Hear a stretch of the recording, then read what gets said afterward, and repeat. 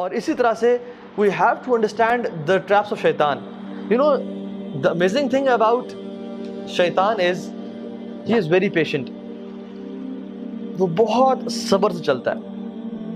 آہستہ آہستہ آہستہ آہستہ آہستہ آپ کو لیتا جاتا ہے، حتیٰ کہ آپ وہ ایکشن ہم لوگ کر دیتے ہیں۔ شروع میں نہیں کہے گا کہ کسی کے پاس شیطان رکھے، نہیں کہے کہ بات سنو نماز نہ پڑھو، بات سنو زنا کرو، کبھی نہیں کہے گا۔ کیا بولے گا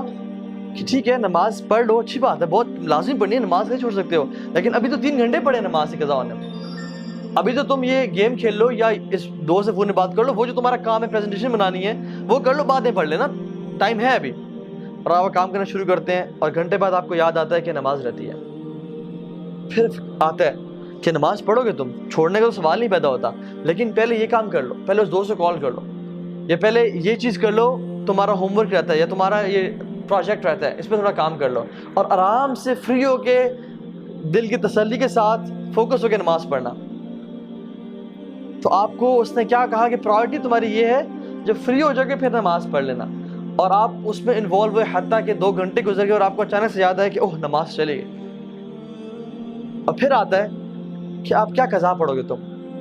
اور اب عصر کی نماز کا ٹائم ہو گیا ہے، تم نے فجر بھی چھوڑ دی، ظہر بھی چھوڑ دی، اب تم عصر کے سامنے اللہ کے سامنے کھڑے ہو گئے،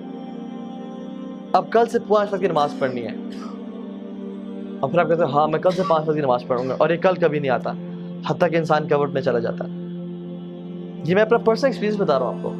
میں جب یونیورسٹی میں تھا، when I was not practicing، یہ تو میرا حلیہ بالکل بھی نہیں تھا، اور ہم لوگ برائی میں تھے، تو میں اس چیز کو سمجھتا تھا کہ نماز بڑی امپورٹنٹ ہے، لیکن ہوتا کیا تھا کہ چلو ابھی ٹائم ہے، پڑھ لیتے ہیں پڑھتے ہیں، اور کرتے کرتے ایک نماز چھوٹی، 2 چھوٹی، اب کل سے پوری پڑھیں گے، باقی بھی چھوڑ دیں ساری، اور کل اگلے دن صبح اٹھے ہی 8 بجے، او فجر گئی، اور جب فجر گئی تو پھر اب کل سے 5 وقت کی پڑھیں گے۔ So this is how شیطان plays۔ اسی طرح سے زنا کے معاملے میں، فورنیکیشن کے معاملے، وہ نہیں کہے گا کہ چلو یہ عورت ہے اس کے ساتھ تم بدفعلی کرو، وہ کہے گا کہ she is so friendly، اور کتنا برا لگے گا کہ تم اتنے روڈ بن کے رہو اس کے سامنے، اور کسی کا دل دکھانا کوئی اچھی بات ہے، تو اسے حال چال تو پوچھو، صرف کام کی بات یہ تو بدتمیزی ہے۔ اور وہ کرتے کرتے آپ کام کی بات پوچھیں گے، باتیں کرتے کرتے فیلنگز ڈیولپ ہونا شروع ہو جائیں گی، اور آپ کے ذہن میں بہت سارے خیالات اس کو حسین کر کے، حدیث میں کیا آتا ہے، اللہ اکبر، اللہ کے نے فرمایا کہ شیطان نامحرم کو تمہارے ذہنوں میں حسین کر کے پیش کرتا ہے، وہ اتنی خوبصورت ہوتی نہیں ہے جتنی وہ خوبصورت کر کے تمہارے سامنے پیش کرتا ہے،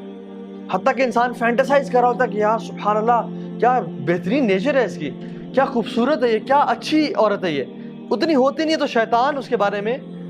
وہ کر رہا ہوتا ہے، حتیٰ کہ آپ کے دل میں اس کے لیے پیار محبت ڈیولپ ہو جاتا ہے، and you die to meet her. اور جب آپ میٹنگ کرنے جاتے ہیں تو آپ کو نہیں کہتے تم نے تو یہ چیز ذہن میں نہیں ہوتی کہ تم نے اس کے ساتھ برا گناہ کرنا ہے، بس ہوتا ہے کہ we'll just meet, I'll just see her, I'll maybe propose her or something۔ لیکن what happens is ہمارے پاس کاؤنسلنگ میں لڑکے آتے ہیں اور کہتے ہیں کہ ہاں بھائی ہمارا ارادہ بھی نہیں تھا، لیکن حالات ایسے بنتے چلے گئے کہ ہم سے یہ گناہ ہو گیا، اور اب کیا کریں، کیا اللہ معاف کرے گا؟ اور پھر آتا ہے اور کہتا ہے کہ اب تم نے اتنا بڑا گناہ کر لیا، اب تم اسے چھوڑ دو گے، یا تمہیں اللہ تعالیٰ معاف ہی نہیں کرے گا؟ تم کس طرح رب کے سامنے معافی مانگو گے؟ تم نے تو یہ پرومس کیا تھا کہ میں یہ گناہ نہیں کروں گا۔ تو اللہ سے بھی نا امید کرتا ہے۔ آدم علیہ السلام سے اس نے یہ گناہ کروایا نا، لیکن توبہ کروانا، کیونکہ فرسٹ ایکسپیرینس تھا اس کا آدم کے ساتھ علیہ السلام، توبہ کروانا جو ہے نا اسے نا امید نہیں کر سکا۔ آدم علیہ السلام نے کیا کیا، ربنا ظلمنا انفسنا وان لم تغفر لنا وترحمنا لنکونن من الخاسرین۔ تو اس نے ارادہ کیا کہ آج کے بعد میں ان کو گناہ بھی کرواؤں گا، اور کہوں گا کہ تم اس منہ سے توبہ کرو گے، 100 چوہے کھا کے بلی حج کو چلی۔ یہ جو باتیں ہیں نا کہ اللہ سے نا امید کر دینا، this is how شیطان plays۔ تو we have to understand کہ ہم نے شیطان کو ٹیکل کہاں پہ کرنا ہے۔ the first thought comes to our mind، اس کو وہیں پہ روکنا ہے۔